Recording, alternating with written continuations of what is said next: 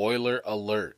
The following will contain spoilers for WandaVision. What's up, everybody? It's me, E-Man from E-Man's Movie Reviews, and welcome to episode 3 of WandaVision as we break down what happened.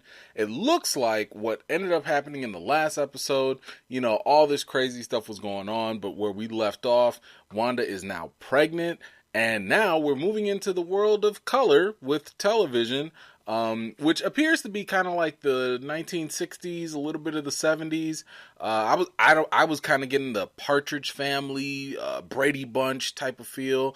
I don't know if there were any other elements. Those were kind of like the only two shows I watched during that era. But it does seem like we're still keeping a lot of the wacky, kooky magic stuff happening. And, of course, some more serious stuff, as the episode gets a little darker. But let's get into it and break down what happened. In the opening credits, we see Wanda and Vision becoming even more settled into their new home. Vision is getting some ice cream and making a bunch of burgers, even though he doesn't eat. The family doctor makes a house call, and Vision tries to ask questions about why Wanda's pregnancy is happening so quickly. As the doctor prepares to leave, he says that he's going to be off on vacation going to Bermuda. Vision sees his neighbor Herb hedging his bushes, and then all of a sudden he's cutting through the brick wall. Alright, first off, I thought it was kind of funny how this show tried to, kind of slip in there some of the sexist, condescending stuff, especially through the doctor. Now, I don't know if this stuff actually happened during the 1960s or 70s or whatever in the TV sitcoms. Look, I was really young and I was watching this stuff like on Nick at Night, so I wasn't picking up on these type of things. So I just thought it was kind of interesting that, that they would throw those things in there. Not to mention, by the way, the fact that this entire show has thrown in like such a diverse cast. And I have to say that at first it was kind of jarring at first to be like, oh my gosh, is that a black person? And they have meaningful lines? Like, that was just kind of shocking to me because I don't recall really seeing people of color, especially black folks, in those type of shows back then. So it was kind of interesting that they would do that. Anyway, we do see Wanda's pregnancy is moving along faster and faster. And I think it's mainly because of her powers, right? I mean, we've seen her demonstrate this on a smaller scale in episode 1 where she was dealing with the chicken and the eggs, right? I mean, she was able to turn the chicken into an egg, so why not go the other way around by turning her eggs into kids? So obviously, I think her powers are involved with this because none of this is normal. And the other thing that kind of got me was the fact that time in this reality is just moving along so fast. It reminds me of like a dream, right? Because a lot of times in dreams, time is something that you really can't keep track of. Like if you were to look at a clock or try and do math or something in a dream, like the numbers are fuzzy or it just doesn't add up because your brain just can't compute that stuff or whatever. And I think that's kind of what's happening here. Like time is just passing. And here's the thing. Vision is probably like one of the only people that's like noticing this stuff. And Wanda's like, meh, whatever. Because she don't care. Like she's more wrapped into the events that are happening and not the fact that, logically, analytically, this stuff does not add up, especially with the time factors. Now, we also see that the doctor says that he's going to go on vacation. We'll come back to that later. But of course, the most odd thing here in this scene was the fact that Herb was cutting through a brick wall. Bruh, what are you doing? This just reminded me of Get Out once again. Like people just doing weird stuff because I don't know. They're just doing weird things because they're doing weird things. Like, that does not make... I don't have an explanation for that. If y'all have an explanation for why Herb was cutting through a brick wall, please let me know. Because I have no clue. Wanda puts together the crib and paints the room. As she decorates, we do see more of her powers on display as she brings inanimate butterflies to life. Both her and Vision start to debate on the names of the baby, and Wanda continues to experience contractions. With each contraction, Wanda's powers seem to be having an effect on their environment. Now, I think one thing to kind of pay attention to is the fact that, Wanda was able to bring inanimate objects to life with those butterflies. I think that just kind of gives a little bit more credibility to my other theory that maybe Vision is created, because if she can take inanimate objects and bring them to life, why can't she do that with Vision? Then again, she did that with her pregnancy, maybe, kind of, sort of, so I'm just saying, she's really in control here. And plus, Vision thinks he's slick. Did y'all catch what he said? That William Shakespeare line or whatever, all the world's a stage and, men and women are just players in it. I just think that's a reference to what's going on here. Clearly, this show loves to drop Easter eggs and, these subtle clues or whatever, but I just think they were telling us exactly what's going on. Now, once again, just like Mr. Hart alluded to in the first episode, there's chaos going on every time Wanda has these contractions. I mean, whenever she has a contraction, everything just starts going haywire. And what we should also notice is that it's not just the immediate surroundings that start to go into chaos, but it's actually the entire neighborhood, apparently. And once again, I think that only emphasizes the notion that all of this is a reality construct of her making. I mean, check this. I thought it was pretty interesting that they showed a side clip of Dottie and Phil with their power going out. Because for some reason, I guess this happens with TV sitcoms anyway, I keep thinking that all the side characters, they just freeze. They don't live their lives, nothing really happens with them. They just are in suspended animation until something is relatable to the main character, and then boom, that's when they come to life, right? But the fact that they showed us that their power went out and that they're clearly living another life, reading newspapers, doing whatever that they do, Wanda's powers are affecting them as well. But not only that, apparently these side characters, they continue to go along with this world's reality even when Wanda and Vision are not around them. I just thought that was kind of interesting.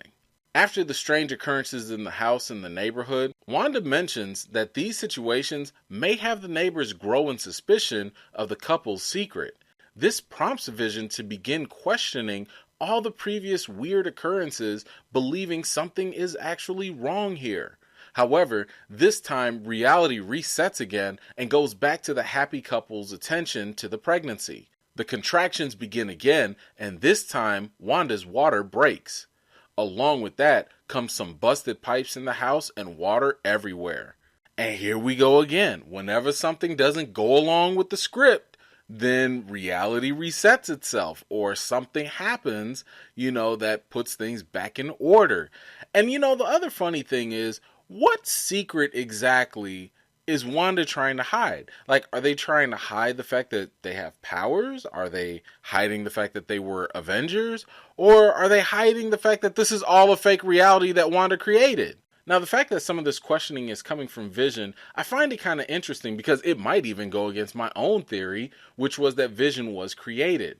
And if he was created by Wanda, would he really be questioning what's going on? Then again, something else to consider is that if this reality is a construct of Wanda, and let's just say its stability all depends on Wanda's ability to focus, then whenever her concentration is broken in some way, maybe even her creations echo a type of a wake-up call. In other words, there may be a lot of stuff going on due to Wanda's subconscious. She could be having an internal battle to keep this reality going and or to wake up at the same time. The thing is, we the audience might be seeing her subconscious play out, in a sense, through the actual characters on screen. Man, I feel like this is getting to some Matrix level type of stuff, or maybe even if you guys watch the FX show Legion, I feel like it's kind of getting into that territory also. Now, real quick, can we talk about the commercial? Now, I noticed that tagline that said, find the goddess within. Now, I personally think that just points to the whole idea that Wanda is a god in this reality, and she has godlike powers. But, was it just me? Or did this lady look like she was pulling a Rachel Dolezal with her deep tanning? Look, I'm just saying, I swear I thought she was doing blackface for a minute. I was about to say, wait a minute now. I know this is a Hydra commercial, and I know your Hydra's evil, but I know y'all not going there. I know you're not going to step on that line. Don't be a habitual line stepper now. As the water stops in the house, Wanda air dries the place out. Vision quickly runs out to get the doctor. Wanda hears a strange sound in the baby's room until Geraldine rings the doorbell. Wanda throws on a coat to try and hide her pregnancy. Her coats start to change unexpectedly because of her powers, and she continues trying to hide her pregnancy. Just then, a stork walks out and starts to creep towards them. Wanda tries to zap the stork away, but it defies her magic multiple times. Okay, so I think one of the weirdest things here, and probably one of the most inconsistent things that we've seen so far, is definitely the stork.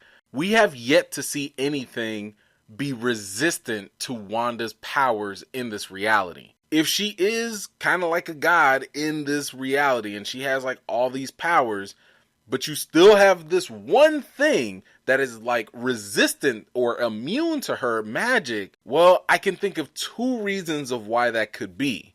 One, Wanda really doesn't want to get rid of the stork. Remember, this could be her subconscious at work, meaning that deep down, she probably really wants to have children with Vision more than anything. So her own powers may not work against the stork because the stork represents childbirth, and getting rid of it may be symbolic of terminating a pregnancy. Now, for you comic fans out there, you already know the level of importance that Wanda's kids have to her. You don't want to mess with her kids. That's all I'm going to say. And for those of you that don't know the story, I'm not going to spoil it. I'm not going to ruin it. But all I'm going to say is you don't want to mess with Wanda's created kids. Now, the second reason why the stork could be resistant to her powers may be because someone else could be interfering. Now, as of this moment, I have not personally seen enough evidence to suggest that someone else is controlling Wanda. I think that Wanda is in complete control of this reality. But that does not mean that someone might not be also manipulating her within this constructed reality that she made. It doesn't mean that someone doesn't have another motive to work within this situation and, bring some other things about. I mean, this could be someone else's magic at play that is countering Wanda's magic. Now, many of us suspect that Agnes is actually Agatha Harkness, aka that old witch in the Marvel comics, who later on does train Wanda on her magic powers and stuff like that.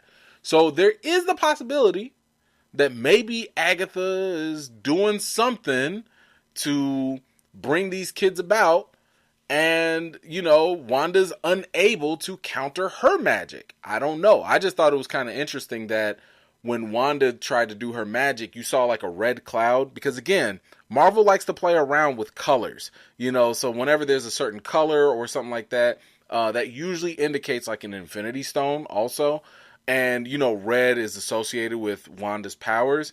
But the fact that this stork was just kind of meh, get off me. Meh, get off me. It could be something else. It could be something else that's maybe stronger than Wanda's magic. I don't know. Why do you think that Stork was able to be immune to her magic? Because I really think that that's a very interesting turn of events. Vision visits the doctor, who just so happens to be having car trouble the moment he tries to leave for vacation. Wanda goes into labor and the entire house begins to go into chaos. Wanda pops out her baby and they name him Tommy. Then, Wanda goes into labor again as she pops out another baby called Billy. Vision walks the doctor out and he tells Vision that he doesn't think that they'll be leaving for vacation. He makes the reference that small towns are so hard to escape. Alright, a couple of things here. So, obviously, with the doctor trying to leave for vacation, and then, of course, coincidentally, his car breaking down, this kind of sounds like a small cry for help, But, again, whenever something tries to disrupt this reality, something happens, something bad happens, someone chokes, or, something, a radio explodes, or a car breaks down. There's always something that either maintains the reality or prevents people from questioning things or leaving this construct. So I think the doctor is just yet another example of that. Then the babies finally come out. We have Billy and Tommy, which are the same names from the kids that Scarlet Witch has in the comics. And as many of you comic fans know, they do grow up to have powers. The powers are, they become Speed and Wiccan, and their powers are pretty much similar to Scarlet Witch and Quicksilver, except a little bit more enhanced in different ways and whatnot. And we kind of got like a little Easter egg when Wanda gave birth to Tommy and was like, oh, he's a strong one, or whatever. She made reference to his strength. And that is an indication of one of his abilities, because he is like a lot stronger or whatever. So there's a chance, it's been rumored for a while that maybe these kids grow up and maybe they end up joining like the Young Avengers or whatever Marvel's going to build up to later on. We're not really sure, but I do know one thing. I'm kind of glad that Marvel has not really shown us very much about the kids. I mean, we see that they were born in a couple of the trailers, but we don't see them actually grow up. So I think that's going to be a really fun surprise to see not only when they grow up, but like what happens, because clearly they're going to have some powers, especially in this constructed reality. We then see Agnes and Herb whispering to one another, and they begin to ask Vision about Geraldine and start to cast doubts about her. Meanwhile, Wanda mentions her brother Pietro, and that triggers Geraldine to remember that he was killed by Ultron. That triggers Wanda to question Geraldine. Wanda also notices the symbol that Geraldine is wearing, and it just so happens to be the same symbol of sword that was on that red helicopter. So naturally, she questions who she is. Geraldine is like, Outside, Herb continues to try to tell Vision a little bit more about Geraldine's true purpose of coming into the town, but Agnes quickly stops him from speaking any further. When Vision goes back inside to look for Geraldine, Wanda has this creepy, odd look on her face as she says that Geraldine had to rush home. We pan out to see Geraldine shot out of some force field, and sword agents immediately swarm to her. Alright, so clearly, Agnes and Herb, they're in cahoots, right? They're in on something together. The question I'm wondering, though, is why was Agnes trying to silence Herb? Once again, I can think of only two reasons. One reason is that Agnes might be afraid of Wanda. Clearly, everyone in this reality is afraid of her on some level, especially if they disrupt this world in some way. The second thought is that Agnes might have plans for Wanda, and she doesn't want this reality to be disturbed. So I suppose this might also mean that Herb definitely knows more than he's letting on. Now here's my thing, and this isn't terribly new. I mean, other people have put this theory out there too. But I do think that Herb, might have some connections to being more than who he appears to be. I think he could be the High Evolutionary. So Scarlet Witch and Quicksilver, they used to be mutants, but then Marvel was like, nah, y'all really are experiments from the High Evolutionary, who's like this scientist who, evolves people and races and stuff like that. I'm just wondering, because Marvel likes to kind of like, change things up and give us like a different perspective of characters and things. We've already seen that with Jonathan Majors being cast as Kang the Conqueror. They're doing a little race bending with that. So I wonder if they're doing the same thing with, the High Evolutionary, because in the comics, his name is Herbert Wynham. I mean, I don't know. I don't know if Marvel's going to go that far to make him the High Evolutionary, who I think he's more of like a villain or whatever, but we'll just have to see where they go with that. Speaking of which, I also don't think that Marvel's going to go that far with Mephisto. Now, again, for those of you who don't know, and you've probably been hearing all these talks about Mephisto and WandaVision, Mephisto is basically like this devilish demon-looking alien from another dimension, and he has very specific ties to Scarlet Witch in the comics. Again, don't want to ruin it for those of you that haven't read, but he's a prominent figure in that story. And, a lot of people are theorizing that because Mephisto had a connection with Agatha the Witch as well, and a lot of people are thinking that like maybe Mephisto could be the mysterious Ralph, or the husband that Agnes keeps on mentioning, but we never see. And sure, don't get me wrong. I mean, we do see a lot of these little Easter eggs that do point towards Mephisto. I mean, Agnes said something like, Ralph does look better in the dark, huh? You know, so it's kind of like, all right, we get it, you know. But my only thing is, I just don't think that Marvel is going to give us, you know, full interdimensional demon alien yet. Not until maybe after Doctor Strange 2. Or maybe WandaVision Season 2. But, my goodness, as for Geraldine, whoo, man, she dropped the ball when she mentioned that Ultron stuff. I mean, Wanda was like, you know you done messed up, right? Where the Bill Duke at? Pull out the Bill Duke. You know you done messed up, right? And then, of course, we get all these sword references and stuff all over again, especially the ones that we've already seen from the trailers. And I think it's pretty clear that, you know, Monica Rambeau is Geraldine. I don't think that's a big surprise for anyone. And, you know, she's also probably working with Sword to some degree. Now, the one thing I do want you to notice, though, did you see when she got shot out of that force field? Not at that point. But a little bit after, you could see, you'll have to slow it down a little, but you could see some like red electricity, a little energy all inside of her. Look, I already said this in my bold predictions video, which y'all should do. I hope you're watching it. I think this is how she gets her powers, because in the comics, Monica Rambeau does get her powers. You know, and she's got basically a connection to Captain Marvel as well. She will be in Captain Marvel 2. And I'm just saying, coming from an energy field, from an Infinity Stone powered individual, that is how Captain Marvel got her power. So maybe this is how Monica gets hers. Anyway, we see all the agents and stuff swarming Geraldine. And as the camera zooms out, there's a big perimeter set up, almost like Jurassic Park style. And my guess is that it's just containing the reality construct that was created and probably maybe even preventing it from growing even wider. Well, that's all I got for this episode. And I gotta say, I'm pretty excited to see what's going to happen in episode 4. One thing I'm also excited about is the fact that nobody else has any more screeners. You know, according to what I've been told, no, Marvel is not giving anybody else any more screeners. So all the big outlets, big channels, and all that, ain't nobody gonna know nothing. So just like The Mandalorian, we're going to be on our own. Everybody's gonna experience everything nice and fresh. You know, spoiler free. I love it. I love it. So I love the fact that we're all heading into this, you know, and we can experience it together.